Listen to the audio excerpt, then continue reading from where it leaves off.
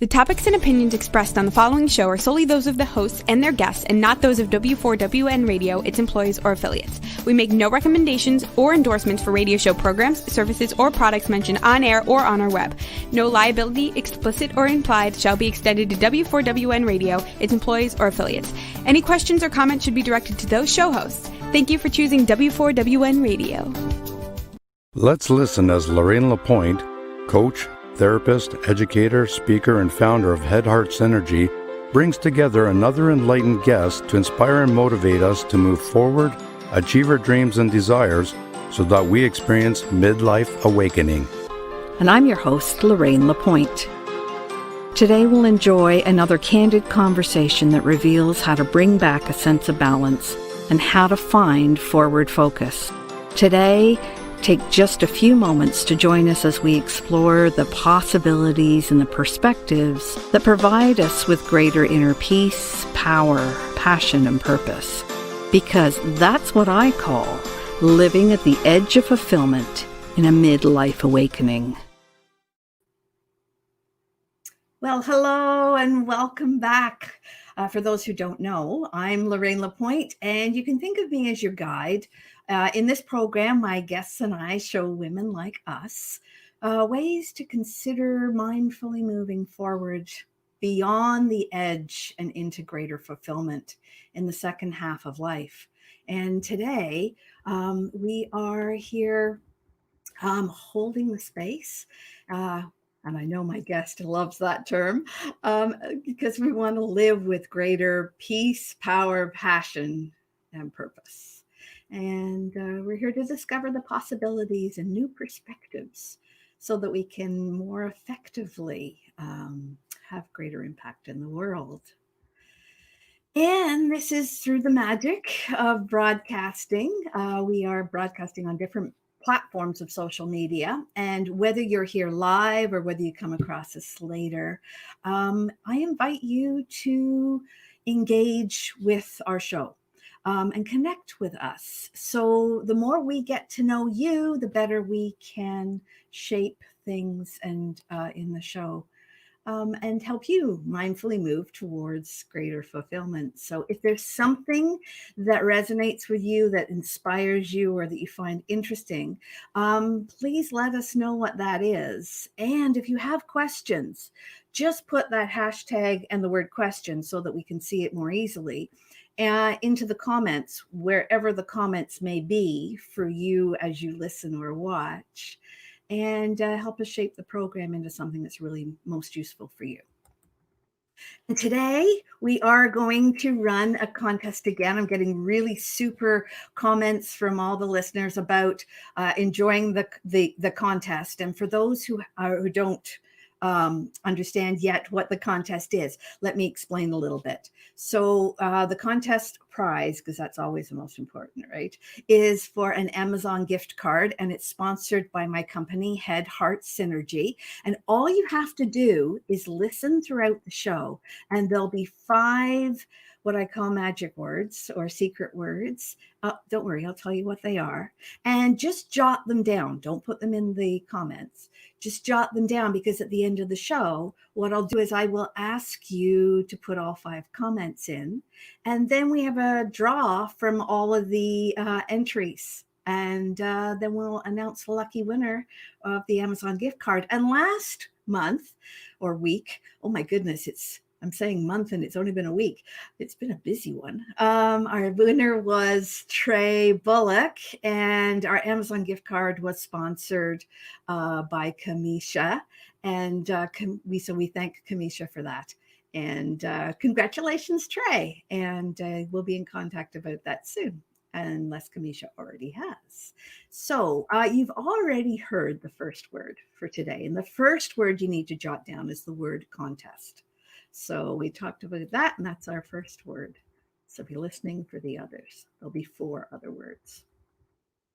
So you may be here today because you want to remember the lightness and the joy that existed before all that heavier, uncomfortable stuff got in the way.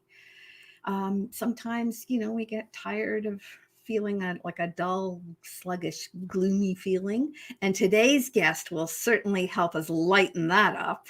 I can't wait. And, sometimes you're here because there's just a happy sense or an inner sense. And happy Friday the 13th to you too, John, as you want to squeeze more juice out of life. And that is that sense of fulfillment. And you've actually heard the second word, and I think I said it a couple of times at the beginning, but the second word to jot down is actually the word inspiration. And that's what we're hoping to do today, is to help you hear some interesting things about our guest, who has found some awesome ways to inspire people and has quite an inspired life. So I'm really excited to share her with you. And before we bring the guest in, I just want to say welcome back. And this is Edge of Fulfillment, and you're listening on W4WN.com radio and Talk for TV. So, normally we do an oracle card pulling at this point in time, but I'm inspired, and with this inspiration, I'm just going to call in our guest. And so be listening for the three other words that will sprinkle throughout the show. And today we're going to welcome someone who has been referred to as the Queen of Comedic Meditation. It is her own creation, and she's an award-winning Canadian comedian. We also hear her voice on several commercials and cartoons. And I read that her third album, called Recovering Nudist, was released earlier this year. So I'm hoping she'll tell us a little bit more about that. And I'm also hoping to hear more about her current project, Comedic Meditation, as well as a little bit about her life story. Because her hard-earned lessons in life show us that by taking risks and embracing our humiliation and our sense of self, we can tap into the power of laughter, and that anything's possible. So welcome, Carla Collins. Oh, it's so great to have you here today, Carla. Thanks for having me, Lorraine. How are you? I'm great. How are you? I'm doing very well, thank you. Awesome. So I think we both have a belief that there's a science behind the combination of laughter and meditation. And what's been your experience with that? Well, it's not a belief. It's actually, there have been studies that have been done by Loma Linda University. There are several that you can look up. When I was creating this, I was actually called the Queen of Comedy by Flair magazine. I'm not really the Queen of Comedic Meditation because it's just me, so there's really no kingdom. So I guess I'd also be the queen of that. When you're laughing and when you're meditating, your brain is in the same gamma state. So it makes sense that if you laugh, release endorphins, get out of your own head in your own way, relax a bit, you're able to have a much deeper, more relaxing meditation. So that's why I married the two. Beautiful. Absolutely beautiful. And I'm sure we'll hear lots more about that as the show goes on. The other thing that we connected on the other day when we were chatting is something about animals. And I understand you have some wonderful animals at a place you call the farm. So did you want to chat a little bit about that today? Yes, I'm currently in Canada, staying at what I've nicknamed the Funny Farm with a dear friend. And he has a beautiful equestrian farm. And both of us like animals more than people, if I'm being honest. But I'm here with my fabulous intuitive Chihuahua, Dr. Zira, who traveled with me from Los Angeles. And when I first arrived here, not only does he have a giant Great Dane, Duke, whom I'm very much in love with, and a big older chocolate lab, but and the 5 horses of the apocalypse, as I call them, chickens, ducks, but many, many cats, which freaked me out at first because I'm a dog person. And I always say that I get enough rejection in LA. I can't handle cats, but it's turned me, Lorraine. It's turned me. 2020, anything's possible this year. We have rescued a bunch of kittens whose mom abandoned them. We rescued the ones we could, and we've been nursing them back to health. And so now I'm a cat person, or at least a kitten person. Yeah, well, and I'm a cat person because dogs require walking and schedules, and I'm not good with that kind of thing. But I understand exactly what you mean by cats. If they don't like what you're doing, they actually heckle you. Well, at least mine do. Yeah, I've been heckled a couple times during my Facebook lives by various cats, but the kittens are adorable, and I mean, you want to take a hit off of a nice warm kitten. I can't help it. They've won my heart over. So now I always say I'm bi-animal. I'm both a cat and a dog person. And Dr. Zira is good with the cats, so I figure I should be too. Well, I said to a client not long ago, I said that she lost her dog and of course was devastated over the loss of her dog. And when we were talking, I said, they come to into our lives for such a short time and teach us how to love, and teach us how to accept themselves and us. And then they leave to see how our lessons go. And she felt some comfort and she agreed with that. So I don't know if you've ever had that sense of loss in your life and then realized that there was a gift in it. Because I've had dogs my entire life, I always say when someone loses a dog, there really are no words because the pain is unbearable. It can be worse than a human because they only live in their infancy and there's nothing but unconditional love. So, and as you say, we have them for a brief moment in time. So you're pretty inconsolable. I always say you just have to pour your love into another doggy or someone who needs you. That's what I think they teach us, is that grief is just love with nowhere to go. And so I always try to encourage people to rescue dogs. And I find the dogs always visit us in our dreams, and they make a mark on us for the rest of our lives. I do. I take most of my cues from dogs. They live in the moment.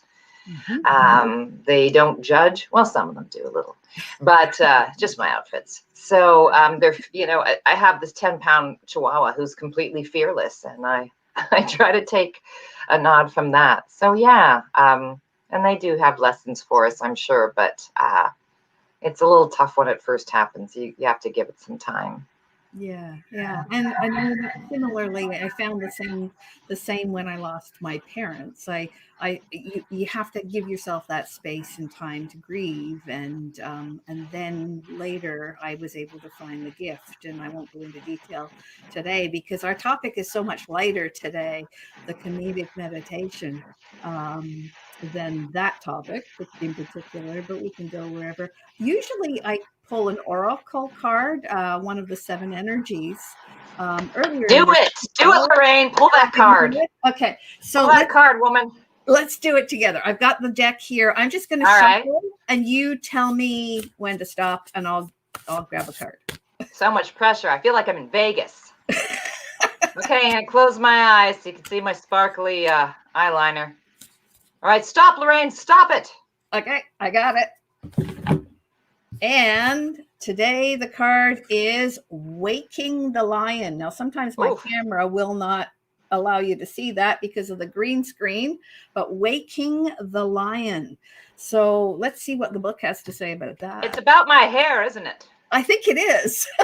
I look like a lion that just woke up. Actually, not that far from the truth. And that's perfect for today. So, Waking the Lion. This one's for you then, Carla. All right. Regardless of the outer conditions right now, you can't wait for your fear to lessen before you move forward. It's funny that you mentioned that about fear. Act as if you have deep trust and all will be well. Nothing is promised to you, but you will never see the magic if you don't take a risk and come to the edge and leap knowingly or unknowingly into that space. The act of making the leap, no matter the final outcome, is what awakens the lion within. So be proud of who you are and of who you're becoming, because no one can take this away from you. Whatever your choice, you will not fail, as long as you act with courage and integrity. Well, at least with courage. Yeah. Yes. And I love lions. They're a great spirit animal. yeah, so that's a beautiful message for us and for those that are listening out there. And I did get a question about the cards that I was using. So they are the Oracle cards by Colette Baron Reed, and they're about the seven energies. And I think you might be familiar with Colette. Is that right? I am. Yes, I've interviewed her back in the day, and I believe I got a reading. She's quite gifted. Yeah, Mhm. I love her. Well, I love her cards, and I've also read some of her other books and materials too. So yeah, I would agree. So question: um, Yes. did you always know that you would be a comedian? I don't know. I think I always knew I'd be a performer because at the age of 2.5, my parents didn't. I was like, I've always been like a chihuahua on meth after a couple of 5-hour energy drinks. And my parents put me in dance before I was even 3 years old. So at the Helen Syget Studios in Sault Ste. Marie. Oh, And apparently I was interviewing my grandmother and whoever else with a broom. So, you know, hey, tell me more about what you're up to, Grandma. And so I think maybe a performer. And I will say that in grade 6, I won a Kiwanis speech competition on my speech about humor.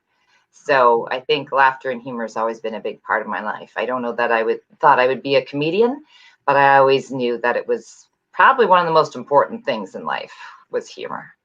yeah. You mentioned in one of your online pieces that your mom had a lot of influence in you being funny. Yeah. So did you want to mention anything about that? Oh, well, my mom had a lot of influence in everything. I think people who know me know that she was my best friend and my hero and mentor and drinking partner. And I say she was literally my soulmate or kindred spirit this time around. I don't think it was a dude. I don't know that anybody could compete with the bond and connection I had with my mom. So I too lost my mom a few years ago and did write a show called Laugh After Death. I don't think you get over grieving. You might get through it. It just tattoos you for the rest of your life. And hopefully it does get a little bit easier. But she was opening for me on stage. She came to every single show. So anything I did in my life, whether it's a love of languages or, well, any of my good features are thanks to my mom. That's awesome. Yeah, it's so nice that you had the opportunity to work with her so closely and that she had that beautiful influence on you. And Yeah, I the won the body, lottery with her. I really yeah, did. yeah, the body of work that you've created that brings laughter and lightness to the world is beautiful. And Thank I'm sure you. she's still laughing on the other side beside you and encouraging you in all that you do. But I like to think so. I always tell most of my shows I incorporate a story about mom. So yeah, no, that's awesome. And so, our listeners, I'm going to give them their third word because mhm. we have talked about it a little bit today, and we're going to talk about it a little bit more. So, jot this one down. The word is comedy because that is what Carla is all about: is comedy and light and bringing that lightness and joy. So, the third word is comedy, and keep listening for the other two words. So we've had contest, we've had inspiration, and now we've had comedy. There, I'm helping people out a little bit. So, was there ever a time in your life where you felt that you needed to give something up in order to pursue what it is that you loved? Well, I mean, I've taken a lot of leaps and risks in my life, to be honest. I've always been under the cliche that the biggest risk is not taking one at all. And I had a very successful and stable career as an anchor and a host of an entertainment show, but that wasn't where I was very grateful for it, but that wasn't where my passion was. So I think giving it all up, a great salary and stability and homes to go to Los Angeles and become a comedian was probably a good example of that. So I think it happens all the time. Personally, I don't know that we just have one moment in our lives. I think it's a continual shedding of skin, to be honest, like animals do. For some people, it could be every season or every year, or for some, it happens really early on, especially if they've had trauma in their childhoods, then they tend to grow up a lot more quickly. And for some people, it doesn't happen until they're 90. So I think we all have our moments, and maybe more for some people than others. Yeah, and it's never too late. You mentioned it. Sometimes it doesn't happen until you're 90. I had somebody who quite recently said, "Oh, I think I'm over the hill. I think it's too late for me to find my joy in life." And I'm happy to say that she has found her joy in life, and it's never too late. It's never, life, as long as we're breathing and we have our health and we have good intention, I think we can. Yeah, Angela says she's laughing at ourselves. Absolutely. I think sometimes the heaviness is inside of us, and we can Always, hold everything's ourselves. within. Yeah, exactly. And I mean, the courage that it took for you to pack up and give up, that kind of job, which for some people would be a dream position.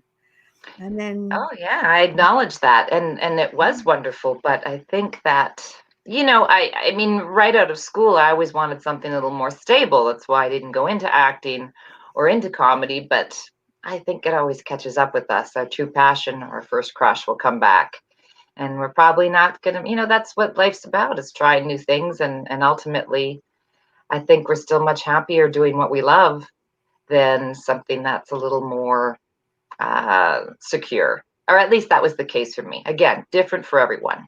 yeah, I kind of did that with a few relationships in my life, and just I call them, not necessarily practice relationships, but sometimes you just get to a point in a relationship where it's time to move on. It's time to try something different. It's time to, at least it was for me. And I don't know if that's an experience that you've shared, or that you wanted to talk about, but I find relationships are quite often the things that people find most challenging. Um, yeah, well, I've had a couple starter husbands. It's friends with most of my exes, if not all, except for the one guy in France. I can't find him. I think we all. It's just a realization that's again. I feel like it's like too many cliches for this Friday the 13th, which I find very lucky, by the way. But reason, season, lifetime. We're all on a path, and not everybody joins us for forever. And if you think about it, going for a walk, sometimes somebody joins you for some part of your hike, sometimes someone's with you for the entire journey. It doesn't matter, right? Because time is a construct we've created. It doesn't really exist. So we have to look at it that way. And no matter what, if it's a lesson or if it's a gift, people bring in, maybe it's just comedy. And I think we also, as humans, tend to grow a little more, a little faster, a little harder and stronger when there's a bit of pain, as opposed to when everything's going really smoothly. It's a delight, but that's mostly the times when you're as deep as a lunch tray. So when you have something, that's a little more challenging. But yeah, I think relationships, there's always a point, no matter what they bring in. And maybe something that we were there for them, but chemistry is an intangible, so it doesn't necessarily always remain. Yeah, and I found that with my relationships, when I look back, it was really my growth that was causing the relationship to work really well or not really well, because we tend to reflect what we most need, or what I most needed at that time was reflected with the relationship. And at some points I was ready to look at it, and some points I just wasn't. And so, I now, at this grand old age that I am at the moment, I understand so much more about conflict and challenge, and that it reflects more about me than it does about others. And so I found my relationships have changed as I've gotten older, and they're getting better. Well, that's good. Well, that's Yeah, all I can hope for, is that they get better and better. yeah, exactly. They're, you know, yeah, yeah. Anyway, we that's a whole topic that we could talk about for hours, is relationships. But Sure. I'm really curious to know if there are things that you have experienced that you can do now that years ago, weren't even in the wheelhouse, weren't even that you wouldn't even could have considered when you were younger. I don't think so. I don't really see that as a whole delineation of this is what happens when you reach a certain point, at least for me. As I said, I think it's always ongoing. So I think there are things I mean, I was a real thrill seeker. I bungee jumped. I did all those crazy things. And I think crazy things just take on, for me, different shapes or uh, experiences. But I don't know. I think the biggest one we all learn is not caring what other people think. I think that always comes with being on the planet a little longer. I know when I first started in comedy, I was in my early 20s and I just didn't have a thick enough skin for it. And the male comics were mean. And I remember thinking, I have a radio show and a TV show. I don't need this crap. And I bounced out of it. And then years ago, I re-entered because I don't care what people think. And, that's to me the biggest lesson and the one great key to the universe, is that the second you stop caring about if people like you, they all tend to like you.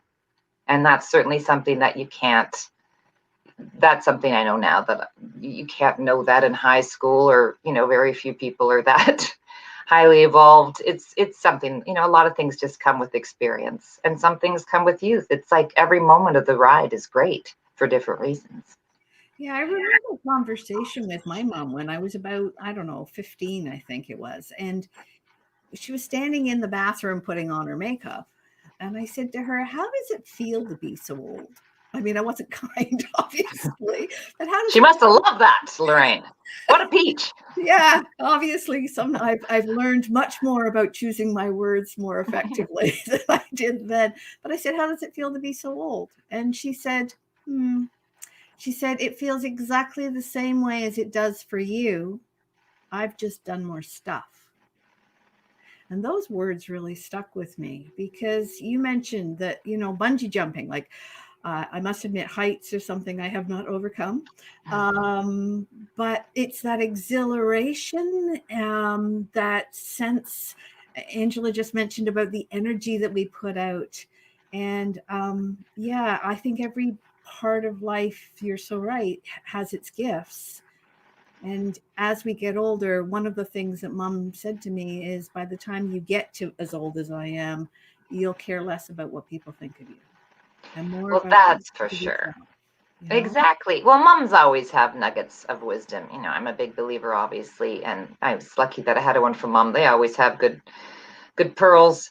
But I also think that, well, I went to courses at the Kabbalah Center where I also perform comedy.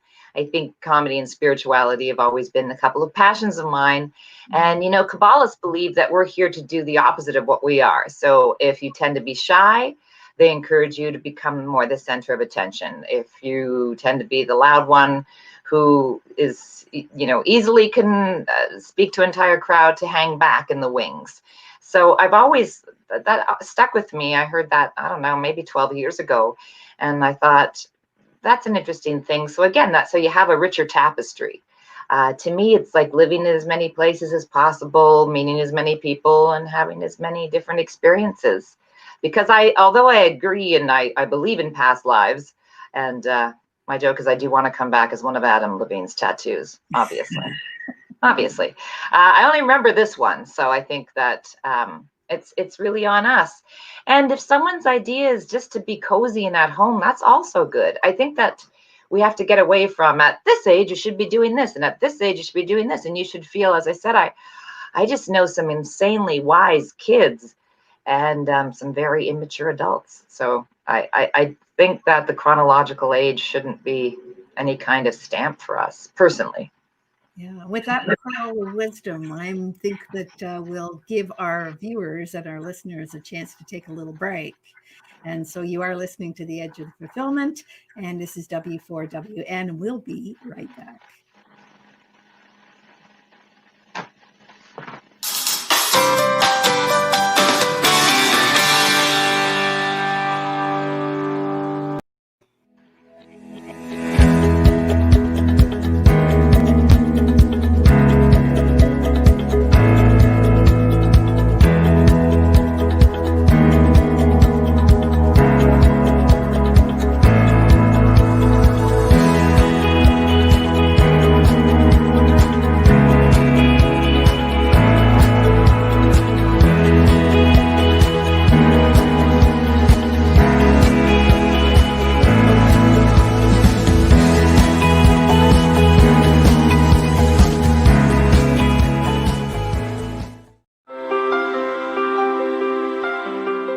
There are 3 reasons video is the future of content. Number 1 is that videos are more engaging than just pictures or music alone. Number 2, it's much easier to tell your story in an interesting way. Number 3, videos go viral much faster. Hey, notice that you're watching right now. Next time, place your video here. Or listen on W4WN radio.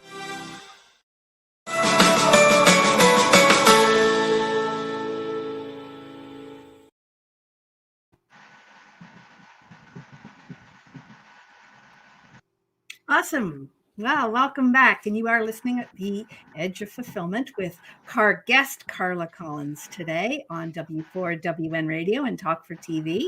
Hey. And Carla, I'm just curious now. You've been in LA and you've probably met some absolutely amazing human beings. Is there anybody in particular that you have found really inspiring? I don't know. You mean do you mean celebrities? Celebrities, or you just mentioned that sometimes what's most inspiring are those people that are at home and that choose to stay home and look after kids or dogs or whatever it is you do. But I'm just curious because LA, I imagine, because I never lived there, I imagine that there's it's a different bit of a different world to Toronto, which is where we are at the moment. Honestly, I think it's just geography, right? And in some ways, it's just they say LA is high school with money. I've never really seen it as a different part. I've lived in France and Los Angeles and Canada, and I think people are people everywhere. So you're going to find inspirational people almost anywhere you look, if that's what you're looking for, and if that's who you're attracting. I really can't think of a greater influence than my mom, to be honest, but I have some extraordinary girlfriends. One, Donna Roberts, who's a Southern belle. We've been friends forever, and she really taught me about the environment and she really got me into all the woo-woo stuff so I could make fun of it.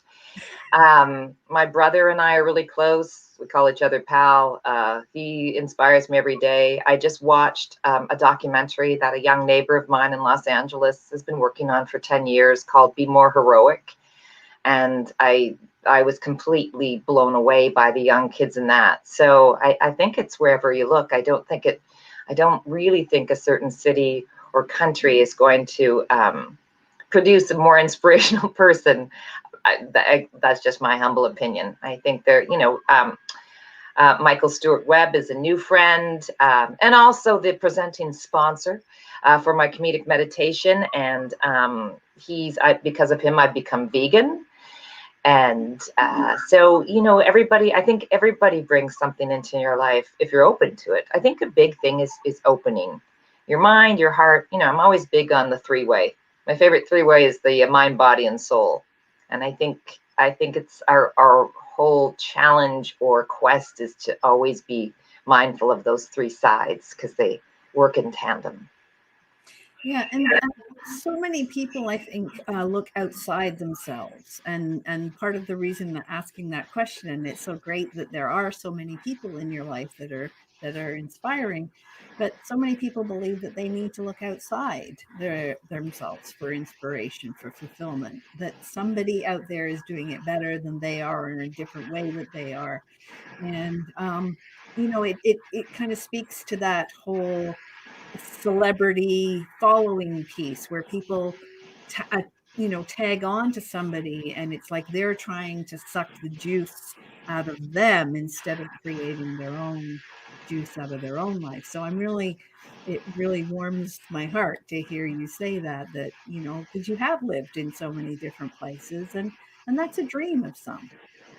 Well, I just feel like all of the answers are within, which sounds trite and a trope, and I mean that's easier said than done. I think we naturally look for validation outside. I joke a lot of times in my act that everyone in California, it would seem, or Los Angeles, is a guru. And I also think that I'm currently writing a book, and one of my chapters is everything's a cult, because everything seems like multi-level marketing, even becoming a Zumba instructor, like you have to come on the Zumba cruise. I'm like, I don't want to, I just want to teach a class. So I think it's whenever someone's quiet about something, they're probably a master, right? Malcolm Gladwell says anyone who spends 10,000 hours doing anything, that's your mastery. So if you look at Dave Chappelle, to me, is the GOAT for comedians. He's the greatest of all time. Look how, he's able to be hysterically funny and have such important, poignant messages for our time. And I realize that comedy is subjective. I live it. It's not everybody's cup of tea all the time. But so I tend to, Tom Brady. I'll get more hate trolls on Instagram when I say I love Tom Brady, but I think he's a phenom. And here's somebody who was MVP last year in his 40s. His wife's hot. So I always like extraordinary people, but extraordinary people can be, my mayor, my mom's mom built several churches in Sault Ste. Marie because she ran the Joan of Arc bingo. So I think everybody's extraordinary in their own way. I joke about my older gentleman lover. He's taught me a lot of things because he taught me about Joe Ray and things that he brought things he's in Los Angeles, to my attention that I wasn't aware of. But he has a quiet goodness. So if someone tells you that they're rich and they're awesome, probably pretty much the opposite.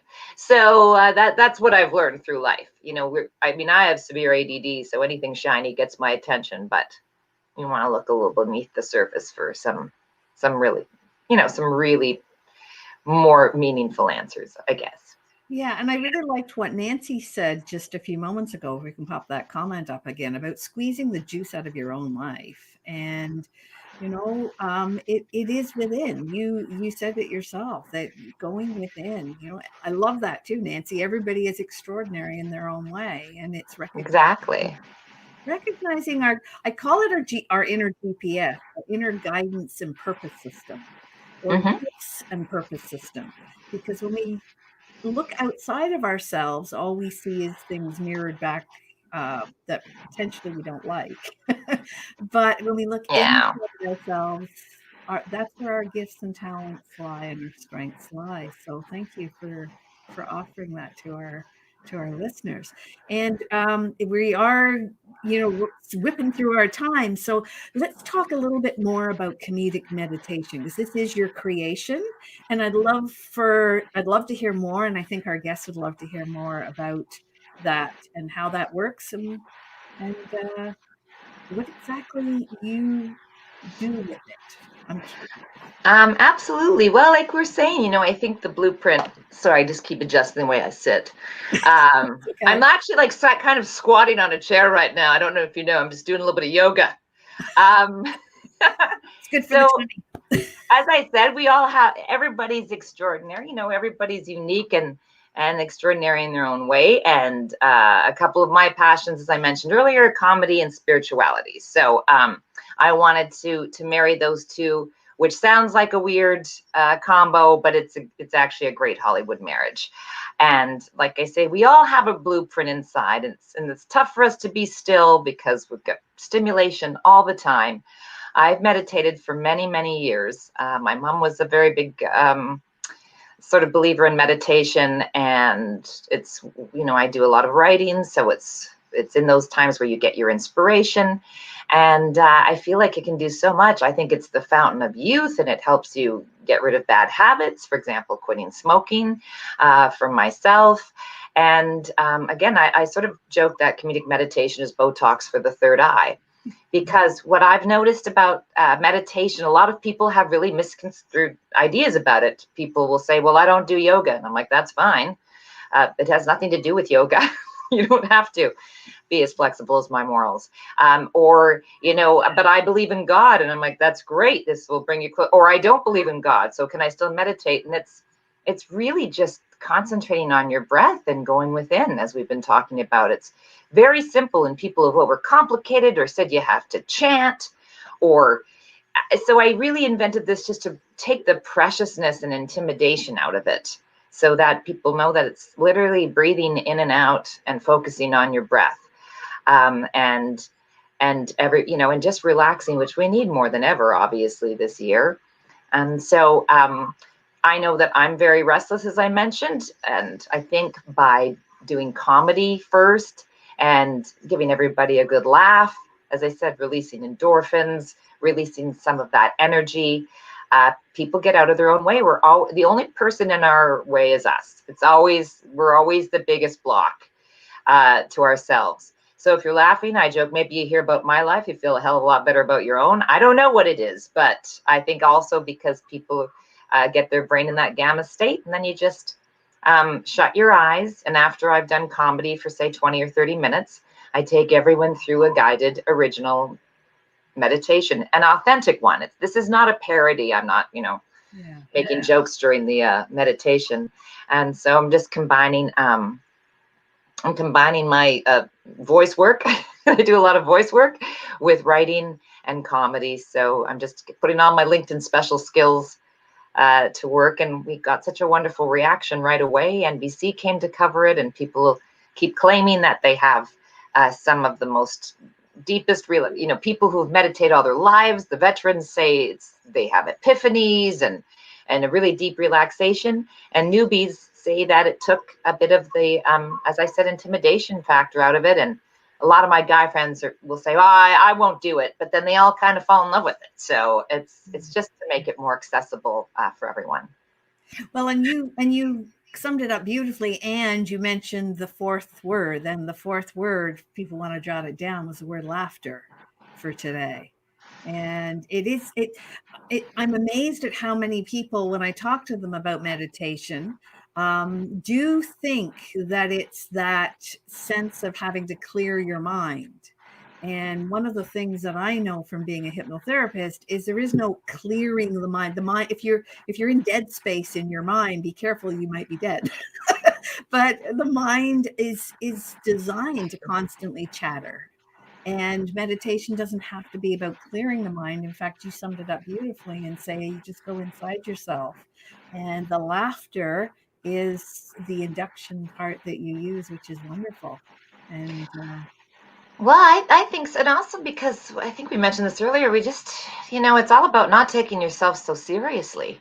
yeah. And I think we have enough seriousness that we're dealing with almost regularly. And then, throw on a global pandemic and politics. And, I always say what you resist persists. So I tell people, of course, our egos are like little colicky toddlers. I know myself, I'm a colicky adult, but so you're going to have thoughts, but I just, often say, acknowledge that thought and put it on a conveyor belt or in a balloon or what have you. You're going to think about picking up the kids or what you have to do tomorrow. That's just natural. But you might just have a few moments where just focusing on the breath. And I think just like with moving meditation, a lot of surfers will tell you surfing puts them in a state. I think that's what the laughter does. And like I say, I think we all kind of need to chuckle and chill right now. So, and as I said, I don't want it to be for like some elitist people who think that unless they've sat on a mountaintop or they're a monk or that those are the only people that meditation works for, because it's really for everyone. And meditation is something different for everyone. It's such a gift we can give ourselves. I noticed that there were a couple of questions that popped up. So Sure. I missed one of the questions, so perhaps our producer can see what that question was. But in the meantime, one of the things that I wanted to just mention is you actually talked about our fifth word. Our fifth word today was that people need to be empowered. So our fifth word to jot down is that feeling of being empowered when we go inside and connect with who we're really being. And there's our question. So Nancy said, I see it.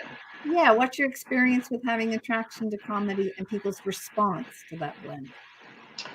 My experience with having attraction to comedy, well, I've always been attracted to comedy, and I've always been attracted to any man or woman who's funny. So, as I said, I don't think there's anything better than that laughter. And Nancy, the reaction has been extraordinary to comedic meditation, so much so that I want to mention that since I'm staying in this undisclosed location, Funny Farm, outside of Collingwood and Barrie in Canada, we put together a wonderful community situation, Lorraine, where on December 17th, we're going to be streaming another free comedic meditation, thanks to sponsors in the community like Discount Granite Plus and Rush Hair Salon. So that way the businesses that are doing okay are able to pay for the streaming and for the comedians. And it's presented by the Michael Stewart Web team. So everybody can go onto my Facebook or comedicmeditation.com. So if you'd like to experience this, and I want to say one last thing about it, no one's thrilled about Zoom comedy. Obviously, we'd rather be in a room full of people, but comedic meditation actually works better through the internet because then you don't feel judged or self-conscious. You can just roll over and go to sleep after the meditation. You don't have to drive home. And I also encourage people to have a couple of drinks while they're during the comedy part. Then you'll really get a great deep meditation. So yeah, you can, as I said, comedicmeditation.com on December 17th is where you can find that, along with all my social media. So that way, I'm like a drug dealer. This one, the first one's free, kids. That's maybe awesome. you get hooked to it. Yeah, no, that's awesome. And this is a positive drug. I love it. It is. And it's one that will not hurt you if you get more and more of it. Exactly. I mean, this is kind of addiction that you can develop, and it's only good for you. So thank you for bringing your goodness into the world. And well, yeah, I give it my best shot. And I want to thank you for spending the time today with our viewers and our listeners, and for taking the time out of your busy schedule. And I also want to thank the masses who have been listening and viewing our show today. And I invite them to, I'm excited to join you for comedic meditation in December. And I really appreciate the fact that you have joined us and been here and shared your wisdom and your inspirations with us. It's been absolutely wonderful to have you. And I invite our listeners and our watchers to join like-minded people in a Facebook group called Mindfully Moving Forward. And so if you would like to share this community and keep up this community, I invite you to go ahead and join that group. And to remember the 5 secret words that you've heard today, this would be the time to put them in the chat or to put them in comments. And if you're listening on radio and you've jotted them down and you're not available to a chat, you can always email me at info@headheartsynergy.com. Or support at headheartsynergy.com is the other one. So we'll gather all of those and then we'll find our winner for this week. So remember to drop those 5 secret words in. And at this point, is there anything that you would like to say just as we sign off here, Carla?